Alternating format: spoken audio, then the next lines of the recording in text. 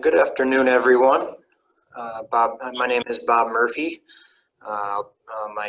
Myself and my colleague, Sandy Mizowitz, will be your hosts today. We're going to give another minute or two for folks to join us before we start today's session, The New Age of Resilience.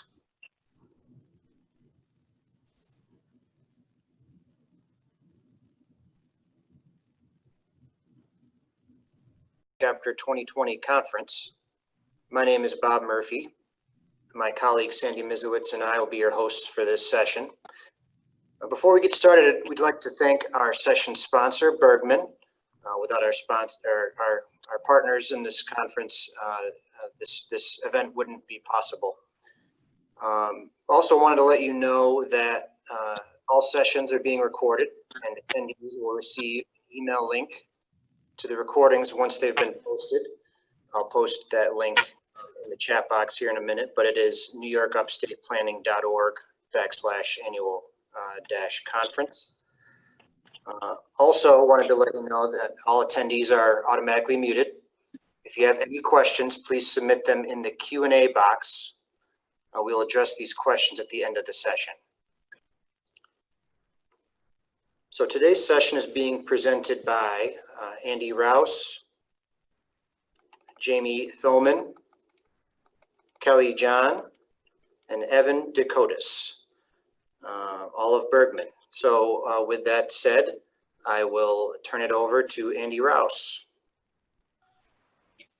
Thank you very much, Bob, and thank you for everybody who's attending. I wish I could see all of your faces in person, but under the current circumstances, obviously, we can't do that. So wishing all of you, a happy conference, and hopefully everybody had a wonderful summer. I'm looking forward to seeing you. I'm going to be very brief here in the beginning of this presentation because we do have about 50 to 55 minutes of presentation to get through. I want to make sure that my panelists have enough time to comfortably work through their presentation, and then we will get into a series of facilitated questions, and then we will open the floor to your questions, which is, I guess, really me reading your Q&A, your questions submitted through the Q&A button, and we'll go from there. So we do feel like we have a good full 90 minutes, so I'll jump right in. I just wanted to make sure that I gave a little bit more detail on the individuals that will be speaking here. Starting off with Jamie. Jamie, many of you have probably seen Jamie on many of our conferences at the APA Upstate. Jamie's a standard face in many of the presentations that we've done over the last several years. Jamie's interest in resilience developed from growing up on an island and experiencing various storm and tidal flooding events. She's most knowledgeable about floodplain management, although the current pandemic event has broadened her recognition of a whole systems approach and consideration around the theme of resiliency. She's currently serving on the Land Use and Local Government Advisory Panel to the New York Climate Action Council, where she hopes to develop recommendations for actions to support statewide and community climate change adaptation and resilience. Jamie's presented, as I mentioned, at several of the APA Upstate conferences and was recognized last year by the Chapter Awards Program Public Outreach with the New York State Sea Grant for the Post-Flood Recovery Building Workshop for the Village of Sodas Point, New York. So welcome, Jamie. Jamie also serves at Bergman as a Senior Project Manager.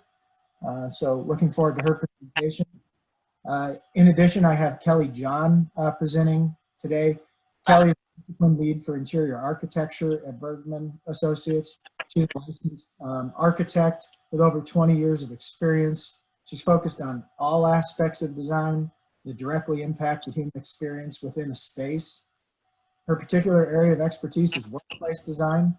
And in addition to professional practice, she teaches at the Department of Interior Design at Rochester Institute of Technology.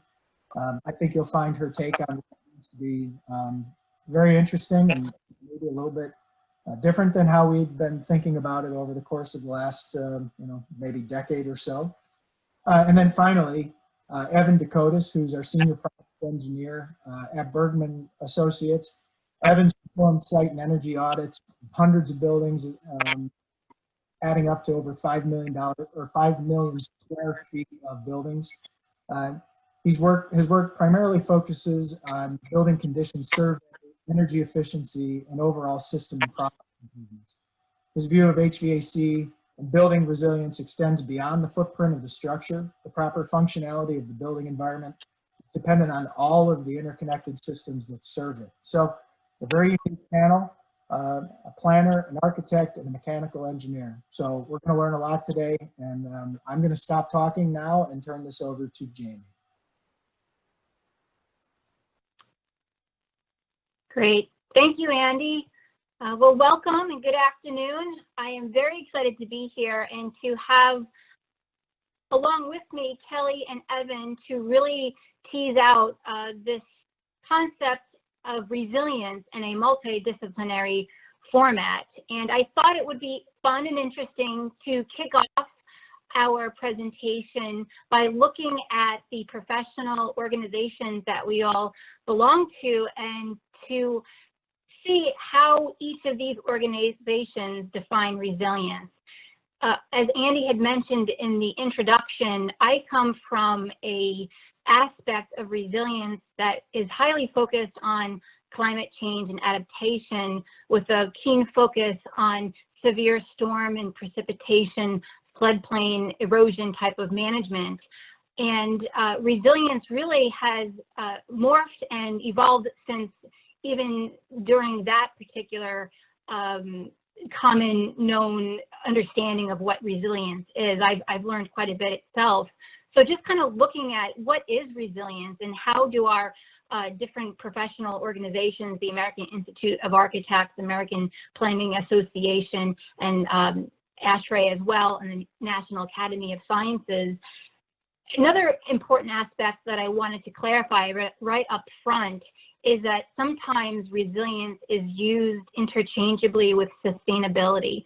And I think it's important to differentiate the two, because sustainability is really about the ability to maintain at a certain rate resources, whereas resilience is thinking more about building, recovering, and adapting from disruptive events.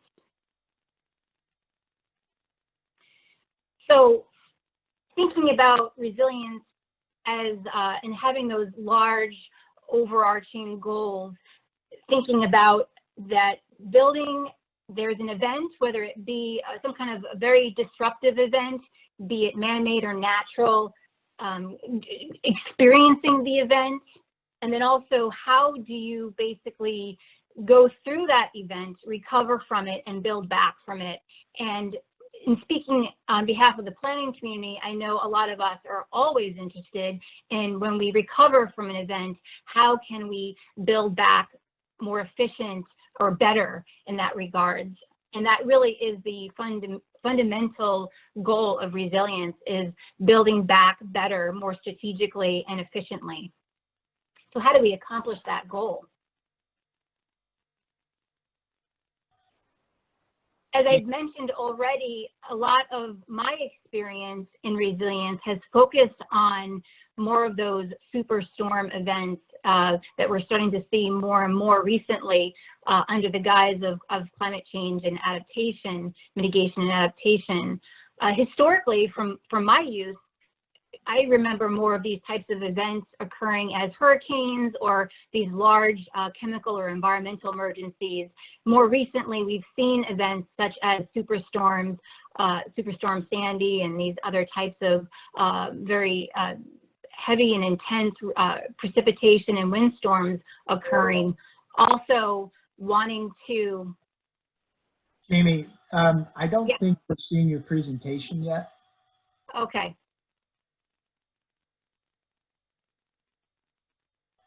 The fun of a remote and virtual session.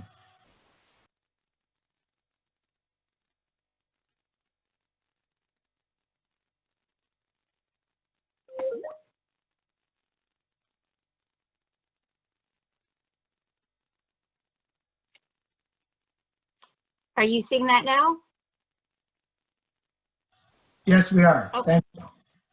I apologize. I thought I was sharing my screen.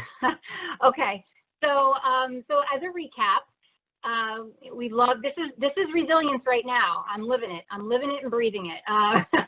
So here are the definitions, and here are those overarching principles of resilience. So build, adapt, recover.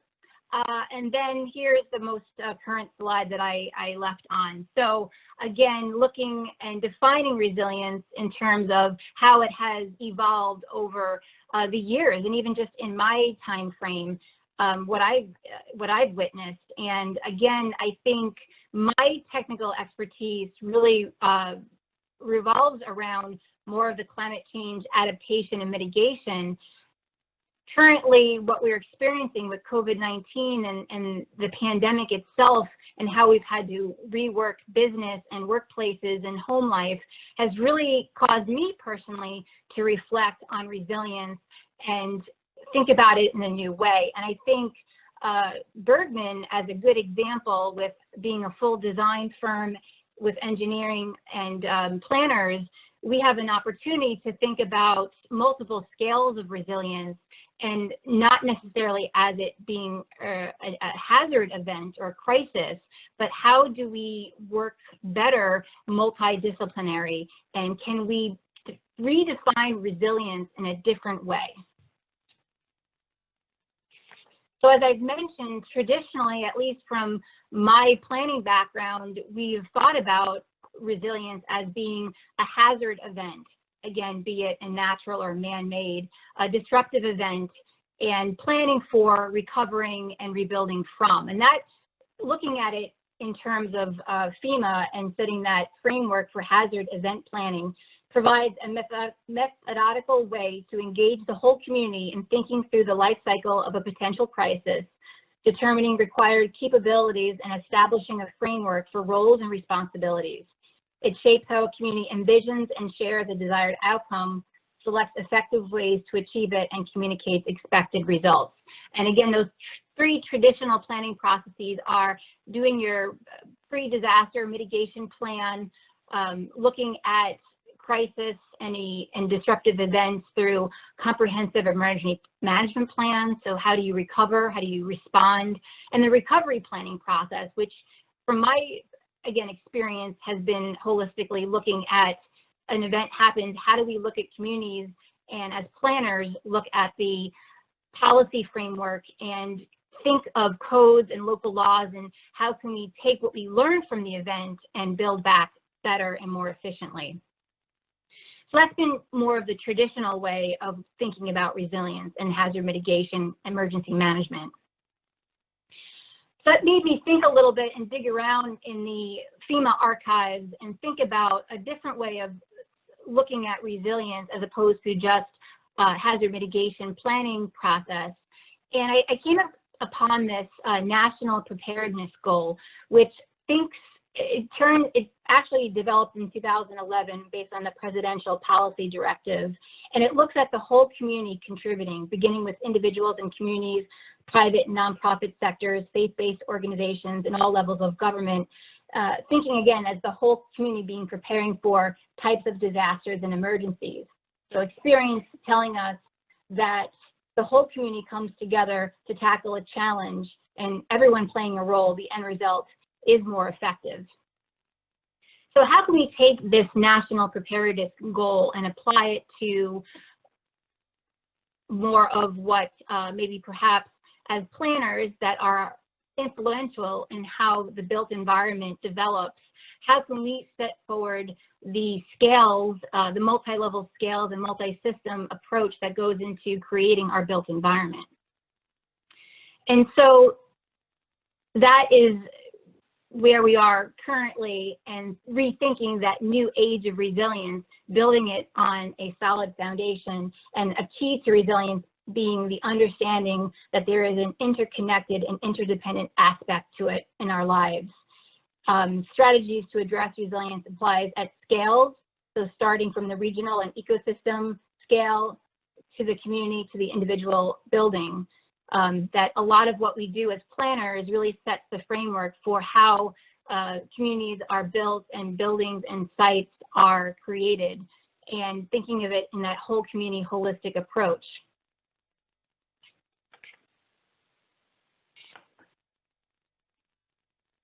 Just wanted to give some examples of region and the different ideas in terms of what that might look like. So on a region scale, again, a lot of transportation infrastructure, gray and green infrastructure might be considered best or most aptly suited at that regional scale. And again, what are the types of regions that we work with? I've thought about some different definitions of what resilience at the regional scale might look like. Watershed management is achieved at that best scale with that regional approach. Also interstate commissions, and even just, again, thinking about that watershed level approach, the Great Lakes Basin really is an excellent example of regional scale planning and resilience, and how that having that base foundation for holistic ecosystem planning can develop. Building upon the region to community policy framework, a good definition perhaps of community scale planning would be what you might see in New York State at the local government level. So perhaps it's the village, town, or city. Maybe it's a campus, an academic or a medical campus, or community scale could even be in downtown or a neighborhood. And basically some ideas for how resilience might look at the community scale with diversity, redundancy, and resilience hubs.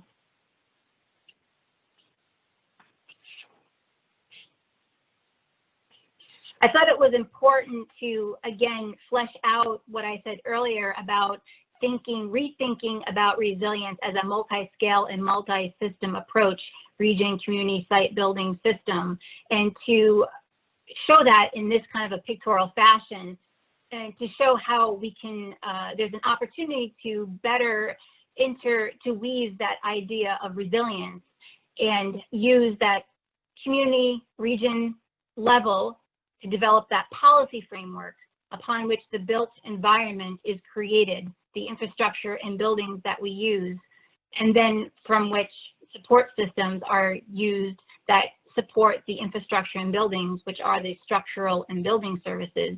And if we can better tie that thread from the policy framework up to the support systems, we have a really great opportunity to create better resiliency, as opposed to just thinking about resilience as a process in terms of just hazard mitigation or emergency management. It's thinking about that whole community or that multidisciplinary, multi-scale approach. One of my observations as a planner on how this type of thread of resilience might be better suited for achieving the types of goals that we want to achieve is an example of green infrastructure. And I've been able to work with various communities on reviewing their codes and ordinances, and some of the principles of green infrastructure are, if for folks that don't know, it's really allowing more of that stormwater, right? The abundance of rainwater, allowing it to soak into the ground and not to go into the storm system. So that would, basically slow down that runoff reduction and achieve better water quality results. And so one of the principles of green infrastructure is the reduction of impervious cover, such as sidewalks and roadways, to allow that rainwater to perk down into natural soils. I've seen a lot of those types of principles, again, that high level, big picture thinking, come into direct conflict with a lot of ADA compliance and New York State Fire Code when it comes to the regulatory nature of sidewalks and roadways, meeting those code requirements. So I thought that this would be kind of an interesting idea to flesh out a little bit and to use it as an example, because we want to achieve the tenets of green infrastructure, but sometimes the principles of green infrastructure from a water quality standpoint are at direct odds with other types of principles for transportation requirements. And so I think if we can better illustrate, if I can go back one slide, to what I just thought of, policy framework to built environment to support systems, we might reduce, and it's just an idea, that we might reduce that conflict that we see at these inconsistency across the scales. If we can think holistically about resilience, we might have better success. Another example that I wanted to use, and this will actually be my last slide, I wanted to illustrate, again, the idea of resilience being a multi-scale and a multi-system approach by using kind of a scenario. So using that regional policy framework, for example, the Finger Lakes Regional Sustainability Plan, I believe that was developed in 2013. One of the policy areas was in transportation. And so the overarching principle being equitable transportation system that ensures safety, maximizes efficiency, addresses disaster resilience, provides mode choice, and reduces dependence on fossil fuels. That's a packed statement right there. But can we see, and if I again address it as implementation standpoint, and the policy framework being the Finger Lakes Regional Sustainability Plan, how can we see that resilience thread in that resilience approach for scales and systems? So an example would be, are there some communities in the Finger Lakes region, Genesee Finger Lakes region, that have adopted active transportation corridor plans or CAP studies that are looking at, again, under the tenet of the policy framework established at that regional scale, moving to that community scale? Do we see some communities that may have adopted that? And then from there, the implementation stage, are we seeing more of parklets develop or more outdoor business areas? And again, understanding that in parklets being basically using that small underutilized residual spaces originally devoted to cars into spaces for the passive or active recreation of people. I believe the city of Rochester has a number of, some good examples of parklets in the city itself. And why do I mention that? Well, undergoing the current pandemic that with the COVID-19, we've really begun to realize and appreciate outdoor spaces and thinking more about being able to transfer business to the outside. And if you can see that thread from the regional sustainability plan through the community, the built environment, active transportation, to the support system with parklets and open or outdoor business areas, I think it's a nice example of that resilience thread with that multi-scale and multi-system approach. And it's a great way to show that resilience can be achieved for disaster resilience. I suppose when they were building the Finger Lakes Regional Sustainability Plan, that COVID-19 wasn't even thought of, but now we're sitting here 10 years later with probably a lot of successful outdoor business areas or better use of the transportation outdoor network, and having that be an example of resiliency. So I think having these types of interconnected and reduction of silo and having our designers be a part of that conversation down at that foundational level for policy framework, we can expect to see more successful resilience projects develop in the future. So with that, I'm going to pass the ball over to Kelly. Great, thanks, Jamie, and thanks everyone for joining today. Actually, in a few slides into my presentation, we'll start to talk a little bit about the importance of outdoor spaces in connection to the workplace. So you'll start to see that thread on more how it ends on the micro side of resiliency planning. So you can go to the first slide, please, Jamie, or next slide, sorry. So back one. Right. So as Andy mentioned in the beginning, I am an interior architect, focused mostly on the interior architecture of space with specific expertise in workplace design. Today I'm going to talk a little bit about what resilient design strategies architects and interior designers employ at the building scale or at the project site scale. As an introduction to resiliency on the architecture design side, but then I'm going to get more specifically into what it means in my particular area of expertise. So resilience at the site and building scale. Carefully plan buildings, select products, and design systems that are easily adaptable to changing needs. So as Jamie mentioned, when in the planning world, when you're talking about resiliency and you're talking about build, adapt, recover, these are the same goals and the same strategies that we employ on the architecture and design side. We are designing and constructing or renovating buildings to handle severe storms, flooding, wildfires or other warming climate issues, as well as disastrous events such as the current pandemic. One example of this would be in the materials that we select. We specify materials that are durable, sustainable, and support occupant health and safety and well-being. We specify products that will not off-gas or leach hazardous substances in the event of flooding or fire damage.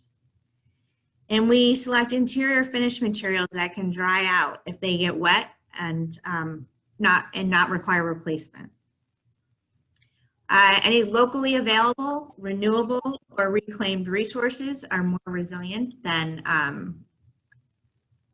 new products or products that have short life, that are not able to be recycled, that are not made of recycled content, or being shipped a long distance to arrive at a project site. Second is passive survivability. So this is relying on vernacular practices that were prevalent before the advent of air conditioning and central heating.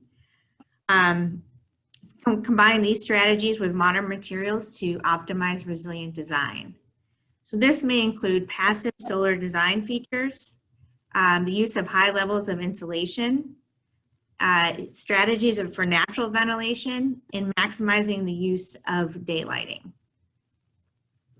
As Jamie mentioned, sustainable design and resilient design are different in the intent, but looking at building resilient buildings, we are employing sustainable design strategies that protect the natural environment and enhance resiliency for all living systems. An example of this would be to design vegetated roofs and rainwater bioswales to reduce the urban heat island effect and manage stormwater on a building site. We also look at redundancy. So this is where there's an intentional duplication of system components in order to increase the system's dependability. And this may be seen in, for example, in electric systems or network systems. Modular and independence of system components. So resilient capacity will be increased when system components have enough independence that damage or failure of one part or component of a system is designed to have a low probability of inducing failure or other similar or related components in the system. And finally, capacity for adaptation. We aim to design spaces that are flexible and adaptable. And this includes considering the incremental and long-term life of a building. So we're not just looking at what's the first use. We're not looking at buildings that can, like Pizza Hut, that looks like a Pizza Hut building, can stand there for a short amount of time, and it just becomes very difficult for a new use to happen in the future. Okay, Jamie. Next slide, please. So I mentioned I am an interior architect. I specialize in workplace design, and I wanted to discuss specific resiliency strategies that we employ in workplace design, because it gives a great example of how resiliency is thought about in terms of the interiors, and everybody has a workplace. So it's a topic that you can relate to. So what we've learned, and what everyone has probably witnessed, is that the COVID-19 global pandemic has taught us that our workplaces need to be better prepared for the unexpected. Although key issues and solutions will vary by company, a comprehensive, holistic solution will require involvement from project designers and stakeholders to create a more resilient workplace that supports both employee health and business continuity in the event of a future disturbance. So this relies on partnerships between designers and policymakers. And the policymakers may be at the business level. It may be people working on, for example, sick policy, or it may be at the community or regional level. So specific solutions will vary based on industry, type of work, size of company, and corporate culture, but all should touch on topics of functional, social, health, and psychological resiliency. Okay, Jamie, next slide, please.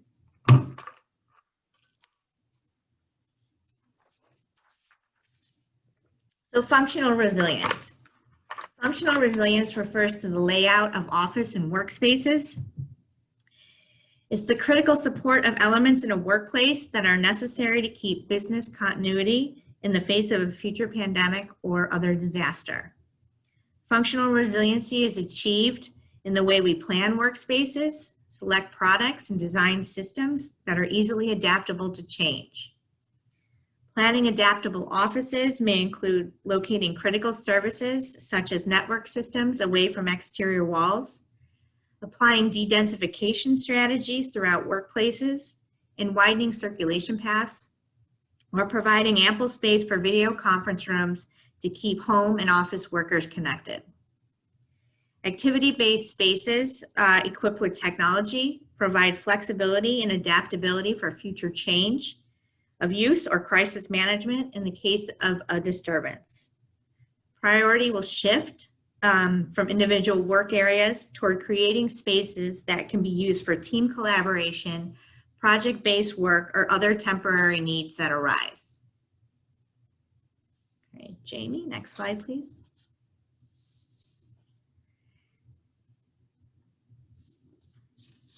Health resilience. The future of the office space will need to do more to protect health, human health and safety.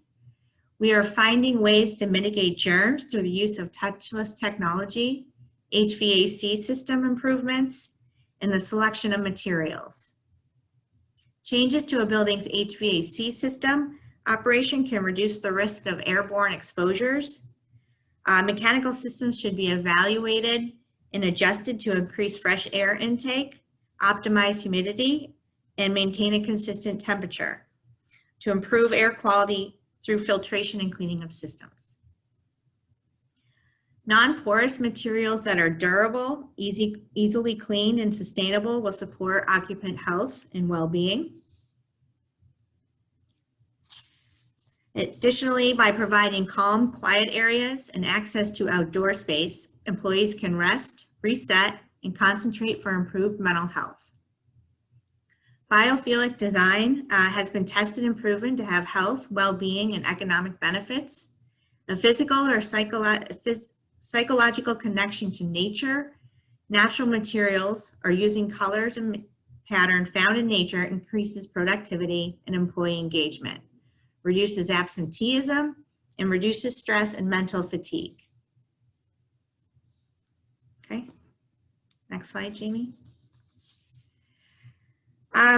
So change always starts with people. Resilient design in interiors is about changing behavior and way of thinking. By focusing on universal design strategies and human factors in design, such as proxemics and human diversity, we can ensure that spaces we create are socially responsible and fully functional for all users, and also encourage interaction.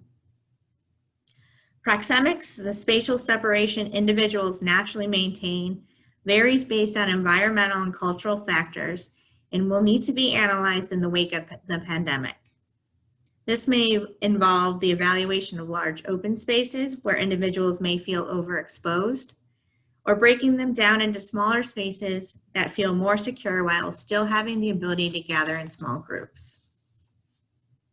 The use of glass and access to natural light creates spaces that are more inviting, transparent, and open to all. Strategic placement of shared building functions, such as a work cafe or print rooms, or designating areas as work-free zones, will encourage employee interaction. Widening stairs and hallways create opportunities for chance encounters and impromptu conversations, as well as creating opportunities for better social distancing. Involving employees directly in the design process will contribute to creating a strong, inclusive work environment. And creating spaces and incorporating signage that celebrates employee achievements and provides connection to the local community will foster a sense of inclusivity. And finally, a trend that we're seeing in the workplace practice right now is that companies are looking at smaller hub offices, which provides the opportunity for better connection to the community.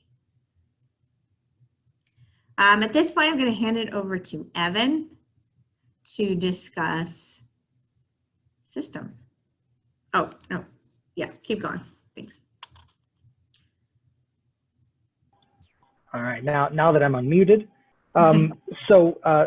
Building resilience is what I will be talking about. As a mechanical engineer, as you saw from the previous two colleagues of mine, a lot of the decisions that affect the building have already been made by the time the mechanical engineer gets to it. The community's already designed and planned. Oftentimes the architectural layout of the space has already been determined. And then it's up for the mechanical, electrical, and plumbing engineers to play inside that sandbox that was already built for us. And we have to follow those rules on top of all the additional codes that come to play. Next slide, please. So for me, as an engineer, I kind of dumbed down the definition of resilience a little bit for, as an understanding point for me. It's the way I think about it is the ability of a system to recover from a disruptive event, and then how long does it take to restore services again. All those examples on the left side, some of those are going to be community dependent. If you're building in a floodplain, obviously a flood is going to be an issue for you, and that's something that needs to be, thought about, designed about, and mitigated to the best of your ability. But if you don't want to worry about flooding, don't build in a floodplain. If you don't want to worry about hurricanes and tornadoes, don't build along the eastern seaboard of the United States, and stay away from the Midwest. These are all conscious choices and decisions that we make, and then us planners, engineers, and architects have to work within those confines to make our building and our systems as resilient as they can be, knowing that there's going to be deficiencies. Next slide, please. So at the building perspective, like has been alluded to this whole time, the building is only as resilient as the system that it's connected to. We have an issue here in America where a lot of our infrastructure, beyond just thinking about roads, with potholes, there's talk of high-speed rail. Where does that go? How do we build that in?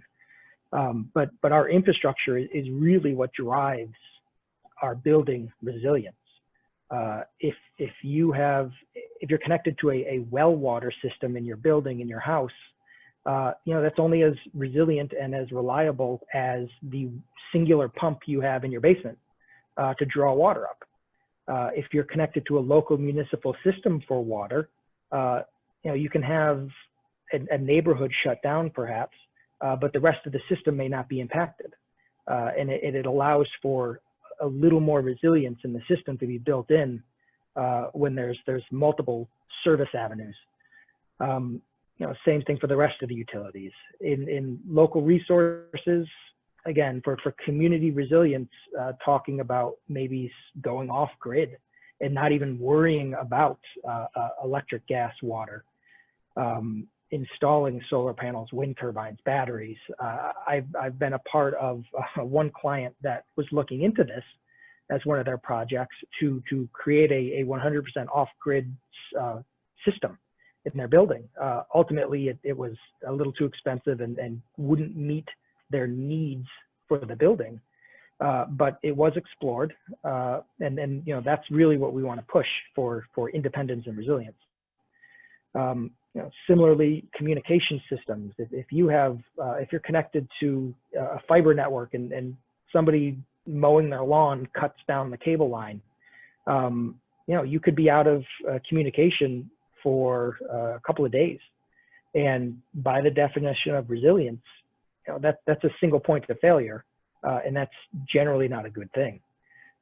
Whenever there are large, massive outages of communication systems, you know, cell towers that go down or battery backups and systems that fail, these things happen. And there's usually a level of redundancy built in to mitigate any of that. But at the building level, we're subject to what everybody upstream does and what they provide to us. And then similarly with travel, you know, we see this all the time during natural disasters or large snowstorms, as they happen more often up here in New York. You know, gas stations will have a run on them, and that's part of resilience is understanding how, if something happens, how can I get what I need to still function in a normal way? If the roads aren't plowed, if there's no way to refill some of those gas stations with gasoline, you know, that's a not very resilient system. Next slide, please. So kind of taking it back to the national and regional scale, I really kind of wanted to talk about two items that, again, they didn't directly impact our planning, our architectural, but they did kind of impact our buildings and how we reacted to that. So the photo is of the map of Hurricane Katrina and Rita from 2005. They hit the coast of New Orleans less than a month apart from each other. All those red dots are oil and gas platforms in the Gulf of Mexico. And you know, this is a lesson in resilience. And there's been a lot of white papers written about this particular instance where, you know, a vast majority of our offshore drilling was directly impacted by back-to-back hurricanes occurring in less than 1 month. There was disruption in gas and oil production. There was disruption in pipelines. There was disruption in refinery. And prices increased quite a bit in that fear and in that worry for the rest of the country. You know, how did America pivot to this?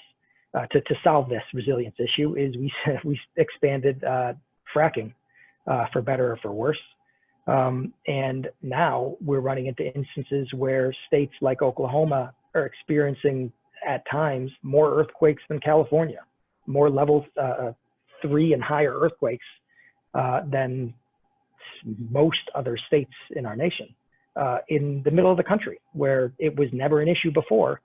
But now fracking has brought that, and it brought that to the forefront as an issue that now we have to design around, and we have to figure out, okay, if Oklahoma's getting hit with earthquakes, you know, every other day now, yeah, they're small, but is it going to continue? Do we need to plan for the fact that maybe injecting all this wastewater is not a good idea? Maybe there's a better way to handle it. And that's kind of where some of the policy choices come in. But as a building engineer, we're left holding the bag to say, well, you know, a lot of these buildings aren't designed to be earthquake proof. That was never a constraint before. And now we have to pivot to figure out how to solve that problem. Similarly, some of you may be aware of this, but R22 refrigerant, commonly known as Freon, can no longer be produced, manufactured, or imported to the United States as of January of 2020. So what that means is a lot of our old and aging systems relying on this refrigerant to provide heating or cooling need to be replaced, need to be salvaged. The refrigerant needs to be recaptured. And there are markets popping up that we've seen and cost increases in repairing this equipment. That, you know, there's markets produced to number one, recapture and resell that refrigerant, and then number two, to destroy that refrigerant. So there's kind of competing interests, but what the market did, and the HVAC market did specifically, was pivot to refrigerants with a lower global warming potential, because 1 pound of this refrigerant is equivalent to almost 1 ton of CO2 in the atmosphere. And that's one of the driving factors in removing R22 from all of our systems. Next slide, please. So digging into the community level a little bit deeper, these are two things and two ways in which our communities can become more resilient. And again, it directly impacts how our buildings are designed, constructed, put together, and what kind of systems we even install inside of them. The photo on the top, we have a flat panel solar array on this school building roof. You know, one of the things that can be implemented is the installation of microgrids. This has kind of become more of a buzzword in New York over the past 5 years, maybe. There's money going into generating these, into creating these, where essentially a small community, a small defined space can completely isolate itself from the electric grid in the event of a failure, in the event of a power outage, and still operate. You know, there are some significant costs associated with that. You know, we need to include some kind of storage. We need to include enough capacity to handle all of the loads in that system. And then we also need to figure out if we are overproducing electricity, what do we do with it? You know, you can't, if you don't have a battery system to store it, it needs to go somewhere. And if the grid is shut down, you can't send it back to the grid. So there are a lot of building level design decisions that need to happen if this is the resilient approach that a community has already established that we are building into. And then lastly, with natural gas moratoriums, some of you may have come across this or seen this. Just 3 examples here in New York that we've come across. The town of Lansing near Ithaca has a natural gas moratorium going on right now. The utility is proposing to install new pipes and to expand natural gas lines, but the town doesn't necessarily want that. Again, if we as a community, as a state, and as a nation are agreeing to pivot away from fossil fuels, expanding pipelines is not the way to do it. If we truly only have maybe 20, 30 years of useful life of that pipeline, and then usage of natural gas is going to start to recede, it's not really a good investment to do. And these are similar problems that they ran into in Westchester County in Long Island, where it's a denser population. But again, the infrastructure that is currently there cannot be expanded without regulatory approvals to install new pipelines. And generally, the state has put their foot down to say, we don't necessarily want that. Next slide, please. So that's kind of the scenario of what we are building in. And I kind of wanted to, this is a fun example. I got to do an audit of this New York State Armory, which was a beautiful building. Some of you may have come across it. The Armory was built in the late 1800s. You know, you can see that the wood framing up there. You know, at the time, this was meant to be, you know, a wartime building, essentially. It's right on the border with our arch enemies of Canada. And it was designed to withstand a lot of damage and to be a focal point for the community. And then in 1982, the entire back half of the Armory caught fire, burned down. and collapsed in on itself. As you can see in that photo in the lower right, the entire frame of the building, built from a local sandstone, was moderately damaged, but the walls are still there. Some of the turrets needed stone replaced, and they actually reopened the quarry that had since closed in order to get matching sandstone and to build it back up. The armory has been rebuilt. It's been in operation again for the past 40 years. And, you know, as far as resilience is concerned, you know, the structure was okay, but they still lost 100,000 square feet of useful space in that building for years until everything was cleared out and the debris was taken care of. And that really impacted the armory's ability to function as an armory. So even though the walls were still there, you know, I would argue that it wasn't necessarily a resilient choice for how they built the building in the first place. You know, they weren't anticipating that, I guess. Next slide, please. So now that we're inside of the four walls, things that I would think about on a day-to-day basis for a mechanical engineer for resilience, and alternatively, I'll use the phrase redundancy. Redundancy does not equal resilience, but it is a part of resilience. So what we do is when we're designing systems and installing, you know, boilers, chillers, pumps, backup generators, all the stuff in this photo, you know, we'll over-engineer it. If you only need one boiler to provide heating to your building, we'll give you two. So that way, if one boiler fails, you still have the ability to provide heat to your building. Generally, in the top right photo is a photo of a chiller that's sitting on top of a roof of a building. You know, chilled water, unless it's like a data center or other high value building that requires cooling and constant temperature 24/7. Chilled water and cooling systems are generally not built to be as resilient. They do have often 1 to 2 points of failure, and that's an acceptable risk. One of the things that we also look at are pumping arrangements and pumping systems. Pumps are generally a more often point of failure in the building. So for resilience and redundancy in your systems, we'll give you 2 pumps. We'll give a level of redundancy, so that way, if one's down for maintenance, if one fails, if one gets clogged, you can still perform your essential services and your essential functions to the clients in the building, because that's really what our focus is on. And then for emergency generators, you know, there may be local ordinances of how much backup power is necessary, what systems need to be included on the backup generator. You know, they can be sized for a lot of different things.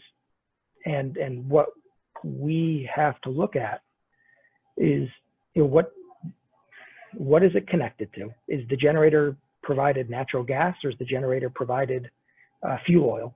So we need to know the fuel source. We need to know the disruption rate of that fuel source. Again, if all the roads have crumbled to nothing, you know, we can't drive a truck full of fuel oil to refill an emergency generator, and that generator is going to you know, die out in a matter of hours if it's running nonstop at full load. Similarly, if it's connected to natural gas, that's great. Our natural gas lines have a relatively high resilience and uptime, but if the natural gas goes down, the electricity to that building will also go down, and you're still left holding the bag of a system that can't function, of a building that can't operate. Jamie, if you can click the slide once. One of the things that we also have to look at is, where is the equipment being installed? You know, this fun photo that popped up is an HVAC cooling and heating system installed on the roof of a building. You know, we see these things all the time. They're generally and often secured appropriately to their pad. This one was not. It wasn't properly secured, and the right wind came, it fell down. It collapsed, it fell down, and it can't be reused again. It's going to be beyond repair when the contractor comes out to try and salvage it. We design our buildings to meet structural loads. We need to meet wind loads. We need to meet seismic loading. In a lot of the local communities where these are issues have specific ordinances that we need to follow. Obviously, Florida has hurricane provisions. California has earthquake provisions. And generally there are wind load requirements that need to be met. But this whole issue of the unit falling over could have been resolved if they just installed, $5 worth of bolts to hold this unit down. So this ended up being kind of a contractor failure point. But it's still something that happens even today. Next slide. So one more level, and this kind of digs into some of our COVID talks a little bit more. HVAC systems more generally. So we're talking heating loads, we're talking cooling loads. The reality is our colds are getting colder and our hots are getting hotter.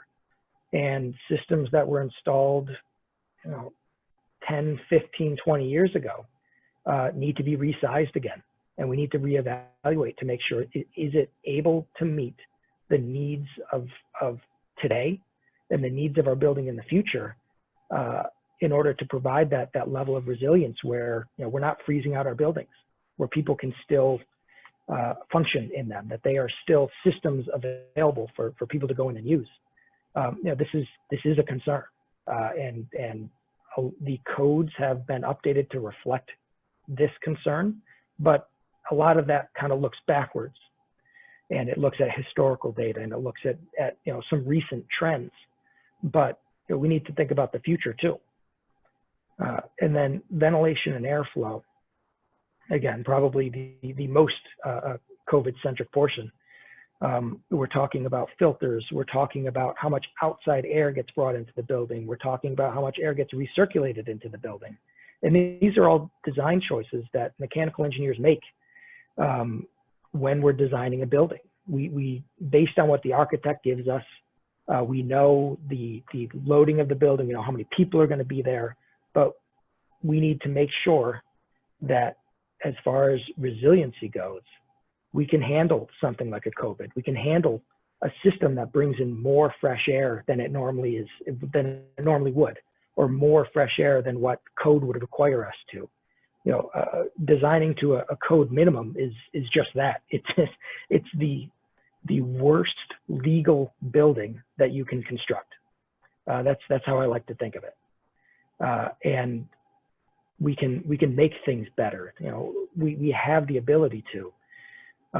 It's just a matter of the increased costs to the owner, to the building developer that gets incorporated to that. Next slide. So just to tie it back again real quick to looking at the hierarchy that's in place, is the definition of resilience being the ability to recover from an event and how fast we can recover from that event to restore basic services. A lot of the decisions that are built into resilience are made before the building's even constructed. Again, are we in a floodplain? Where are we building? Are we on a coast? What considerations do we have? What has the local community already decided is an important thing that we need to consider in our building? Similarly, the reliability of the systems we're connected to. We can't 100% depend on the electric grid always being up. We need to anticipate the fact that it's going to go down. We don't know how long it's going to be down. There are resilience numbers that are out there that we can design to. And that's what we have to point to. If the grid is a 99.9% reliability rate, how much do we want to spend in order to meet 0.1% of the time needing backup power. And lastly, as somebody that focuses on energy efficiency, that's really a part of resilience as well, is installing equipment that has more flexibility, that has more redundancy built into itself, where we can consume less natural gas to heat a building, where we can use less electricity to turn our lights on. All of that helps the entire system that we are built into to be more resilient. You can see this as an easy example for some of the brownouts that California has. They don't have enough reliable, consistent electricity generation. And by building more efficient buildings or retrofitting existing buildings, it increases the resilience of their entire grid.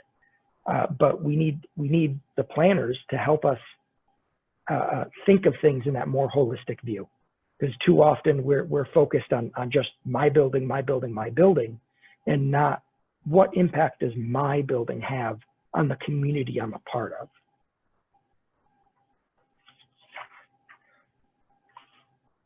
Next slide.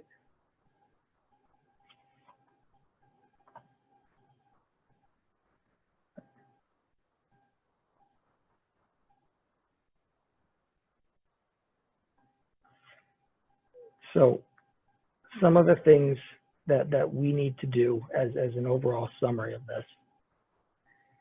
Okay. Okay. I didn't know that I had responses. I could unmute myself. I was like, I need to unmute myself.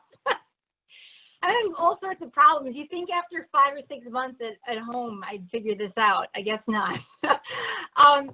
So to bring it back to address the planning community and to test our idea about rethinking resilience as a multi-scale and multi-system approach, and recognizing that we are addressing the planning community. I think what I'd like to leave with everyone here today is the idea that as planners, we are the foundation of that thread of resilience, and we are the influencers of that policy and that framework upon which our built environment and our systems are set upon. So I encourage my colleagues in the planning community to think about other colleagues in the design and engineering perspective, to incorporate them into a lot of our planning processes and policies so that we can have that full multi-scale, multi-system approach and have more success in creating resiliency in the communities upon which we help to create. And on behalf of Bergman, and as stewards with that responsibility of creating healthy and vibrant places for the end user, which is holistically the public, we aim to work more within that whole building, whole community framework, and to understand that everyone needs to be involved in a systematic effort to achieve that resilience. And we hope to achieve those goals as a architecture, engineering, and planning firm. And then I suppose we're going to move into Q&A. Sure. Unless anyone else has anything to add. Well, Jamie, let me first thank all of you for putting time and effort into this presentation. And I do have a handful of questions I'm going to go through. It looks as though we've received a few questions in the Q&A session, or in the Q&A queue as well. I will bring those up after we get through a few of these kind of facilitated discussion points that we'll go through. So,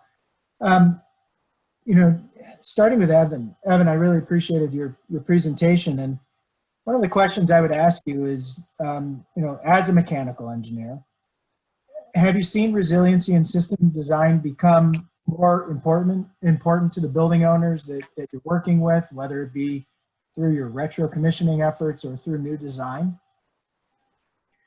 If we can convince them to pay for it, yes.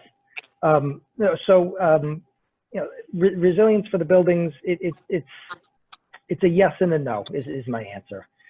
So we used to see places like Kodak here in Rochester, even GE in the Capital District, where they have little campuses unto themselves, where they design their own wastewater treatment plants, they design their own power systems, and they create a level of resiliency for them to operate.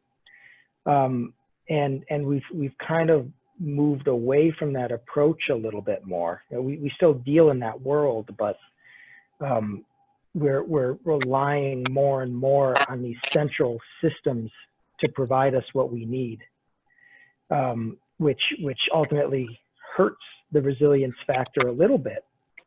But we are including more ways to mitigate some of those problems, whether it's oversizing air handlers and other equipment, or providing additional redundancy where it's effective to do so to help offset some of that problem.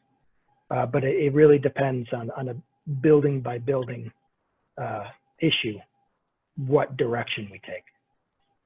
Right. And I guess I see energy efficiency as a cornerstone of creating a resilient world, a resilient environment, community, region, etc. I'm curious, with your work with NYSERDA and other agencies, are there returns on investment that you see that maybe encourage owners to go to higher energy efficiency? Do you see that as a pathway to a more resilient building?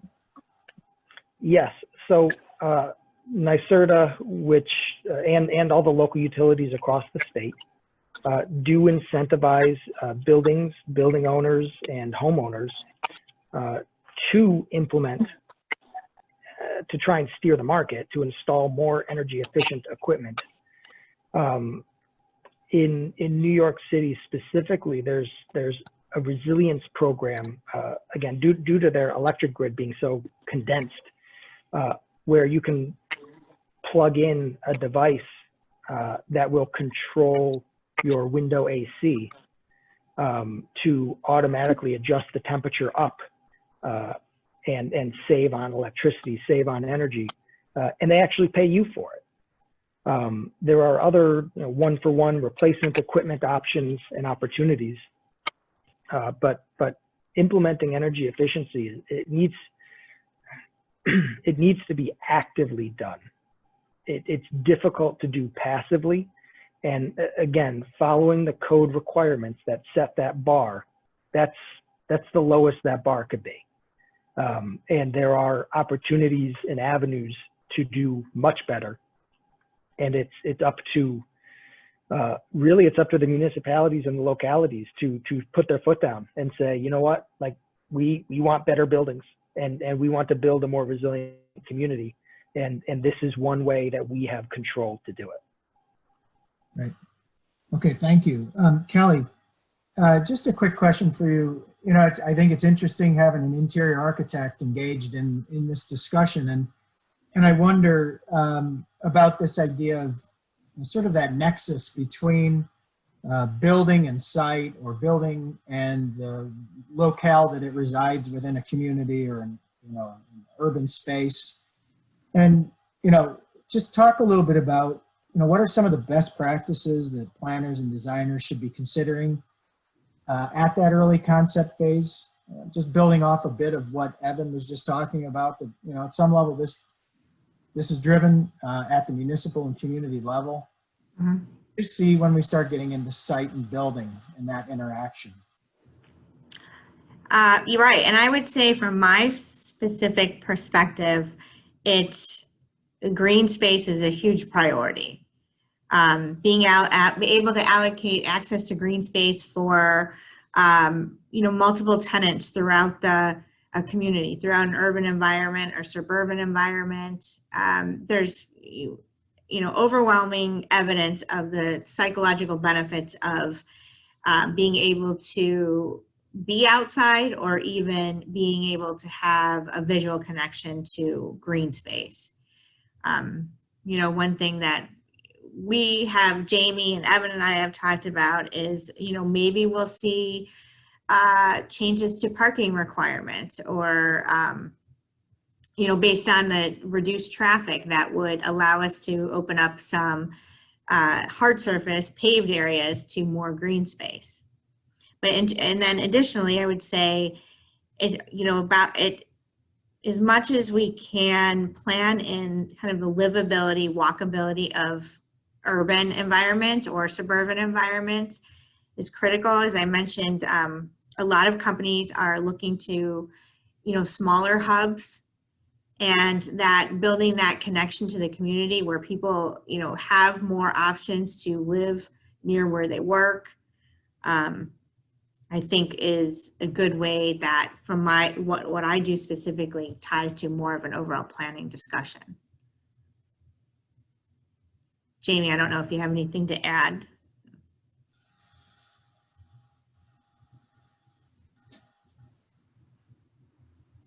Okay, hey, Jamie, I do have a question for you, and then I'm going to dive into some of the questions that are popping up from the attendees. Just, we as planners, we often struggle with taking big ideas and bringing them down to something that the average resident, community member, business owner, sometimes it's challenging to bring it down to a level that, that's digestible and something that they feel that they can act upon and make a difference or even understand. And I see resilience as being one of those challenges. It's a very broad concept as we've presented here. And how do we, as professionals, increase awareness, help the average homeowner or business owner understand how it relates to them and their activities on a daily basis? As a certified planner, you have extensive experience at the regional scale. Can you discuss some strategies you've had to use to help ground the idea of resiliency for various stakeholder groups? Yes. So in my experience, if we think about resilience in that multi-scale approach, the governance structure in New York State is heavily directed towards that community level. So as I gave earlier in the presentation, that town, village, city level in it of itself. And that's really the home rule powers that we have in New York State. And because they're so extensive, there comes a lot of responsibility with that. Some municipalities use that authority better than others. And sometimes it comes down to just having more access to resources and capacity, just staff. So in my opinion, as a person that comes from a regional perspective and looking at New York State through the lens of that governance structure, that local unit of government really has the best and most effective way of setting that policy and to set the tone for how that community develops. And again, some municipalities do a better job of that than others. Maybe they create, maybe they really flesh it out more in their comprehensive plan. They have active leadership that creates committees, sustainability committees, green energy committees. Maybe they really have a very proactive conservation board that is looking to actively preserve open space. There's many ways that a local municipality in New York State can really build upon that home rule authority. And I think that's where you're going to get the best and most effective way to set that tone for resilience. And as I mentioned, one of the obstacles in New York is the same opportunity, right? It's that home rule. So if you're a municipality that doesn't have a lot of resources and capacity, you're not able to function and really utilize your local land use and development authority. And in those particular situations, I really would advocate for that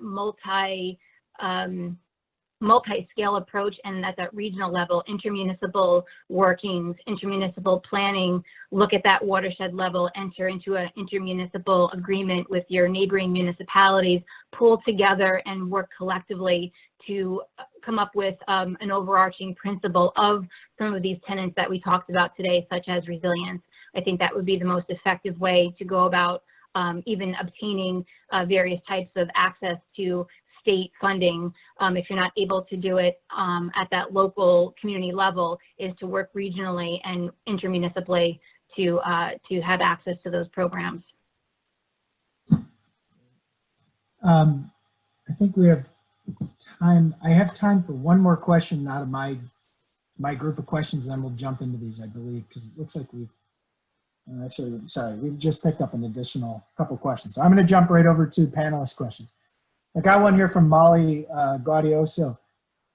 Hi, Molly. As we all know, one of the main arguments against resiliency measures in design, particularly building and site design, is expense. Are there any studies that have been done showing the cost savings or other benefits that resilience planning has over time? At a certain point, it has to be cheaper to develop a more resilient, sustainable building and site than having to rebuild or repair after major floods, weather events, and natural disasters. Great comment. Certainly one of the issues that we've been dealing with in terms of our research is how do you get over that hump? How do you get people to think about building for a longer period of time? And so I want to turn this over to maybe Jamie. We start with you, and then you know, Evan or Kelly, feel free to jump in. And I have some thoughts on this as well. I'll fill in at the end. I think, you know, you're looking at maybe short-term versus long-term, and what kind of references to studies that have looked at accumulating that data and that research. Again, looking at and thinking about resilience on those multi-system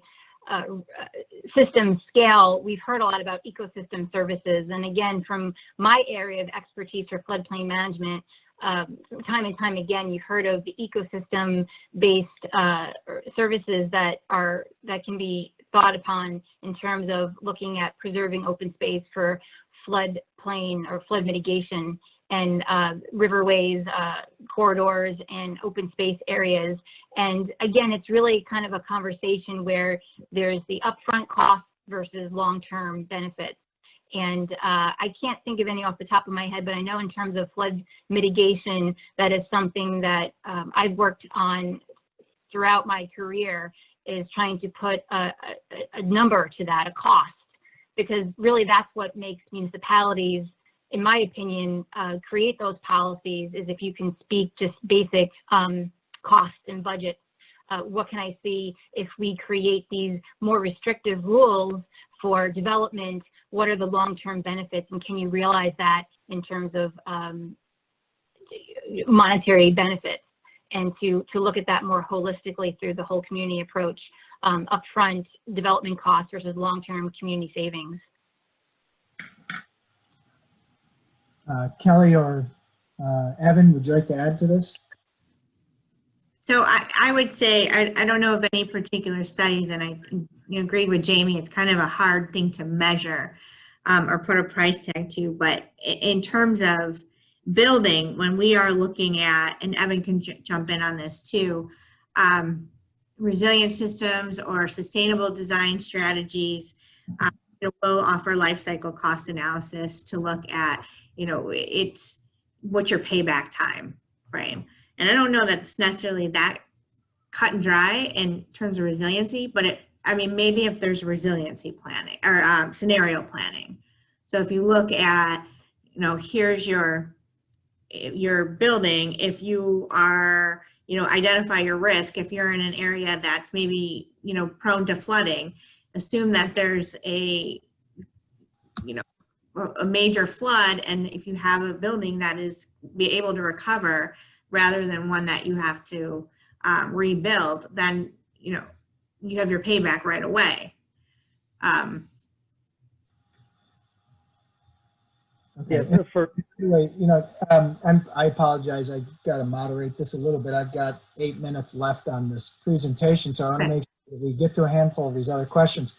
Molly, to your point, there are a handful of good resources out there from the World Bank, the National Institute of Standards, Urban Institute, climate adapt. These are all resources that I've looked at over the last 12 months plus, just trying to gain some insight. Some of them are a little newer than that, but just trying to gain and build some knowledge. But you know, in reality, just like almost anything else, in order for this to be cost effective, there's going to be subsidies that we need to be thinking about. And, you know, that's how new technology becomes mainstreamed in many ways. So I do believe that idea of structured subsidy is going to be an important case in some of this. Other, you know, and we can get into all of this. The challenge is that it's just so broad. And there's a great question in here about, you know, how do we deal with a recognition of resiliency as it relates to climate change, and what are specific ways resilience can play into mitigating rising seas and addressing spaces and places that may be adversely impacted, whether we like it or not. And so, you know, Kelly and Evan, you may be better suited to speak to these initially. Do either one of you want to take that on? Yeah, I'll jump in quick to start. So, I mean, speaking HVAC-wise with some of this resilience factor, is, you know, we are following design codes when we pick the equipment, and talking about temperature, the extremes that we're experiencing more often now. You know, cooling systems in upstate New York are designed to handle a peak temperature of 95 degrees. And as we slowly continue to hit temperatures above 95 degrees, that's going to impact our performance of the building, our performance of our systems, and how we operate. You know, but it's a trade-off of, do we want to design for 100% of the cases that our building is going to experience, or what level are we what level of risk are we willing to accept? And I see that playing a lot into, you know, making a conscious choice to move to the state of Florida. If you're going to move to Miami, there's a reality that, you know, within your lifetime, it's going to change. Something is going to change down there. Maybe half the streets are underwater, but something needs to be done, and we need to determine as a state, as a nation, as a municipality, what do we want to do about it? And right now, I don't necessarily see too much future thought in that way. Kelly, do you want to add anything in a minute or two? Only other thing I would add is, you know, about spatial organization and putting critical spaces such as network systems rooms in the center of the building, where they're more away from exterior walls, protected from extreme weather, as well as specifying materials that, you know, can dry out and not have to be replaced. Right, right. You know, and this whole idea of, when we design buildings, we're not designing them for a single use. You know, that is one of the core resiliency considerations I think we as planners have a major role in when we design not only our plans, but certainly our zoning codes and design and form-based codes as well. Critical consideration of how we design, how we establish the regulations that ensure a building can be reused for 100+ years, just like most of our main streets and downtowns in upstate New York. One last question, and I think then we have to call it quits. Jody, hi Jody, asked, given the prevalence of telecommuting, do you foresee a movement out of the urban centers, i.e. more sprawl?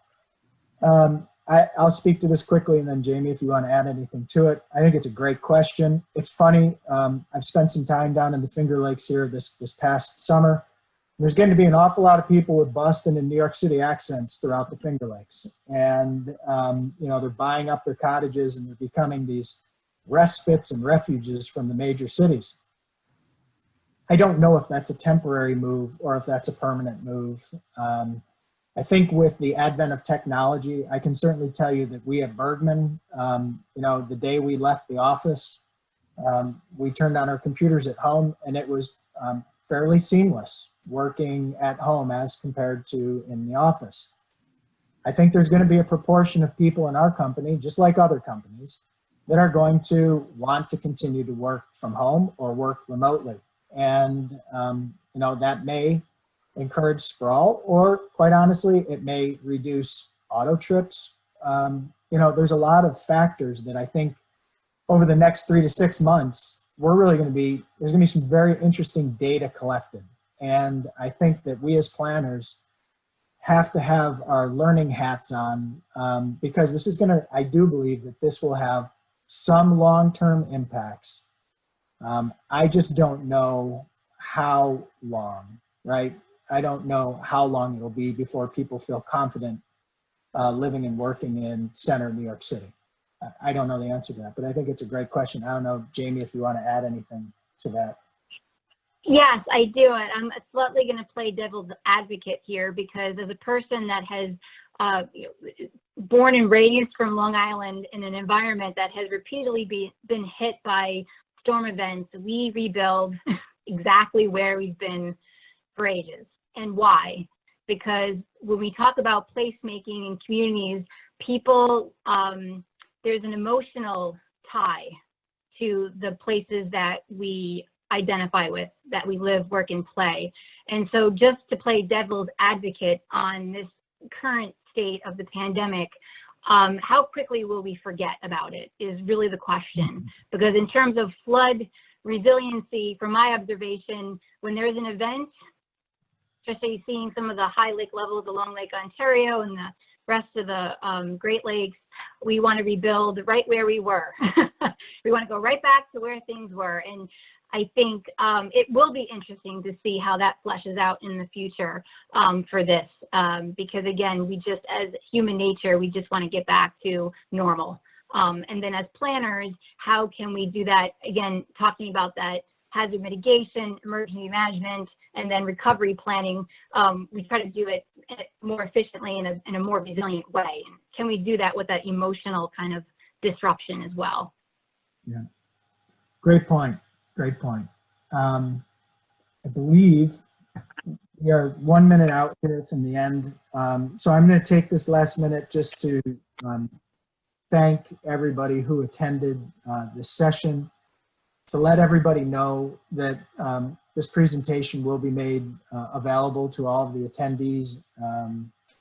And I'll let Bob or Sandy speak to that a bit more. And if you have any questions or you want to continue this dialogue, we're more than willing to do it. Contact information is right here.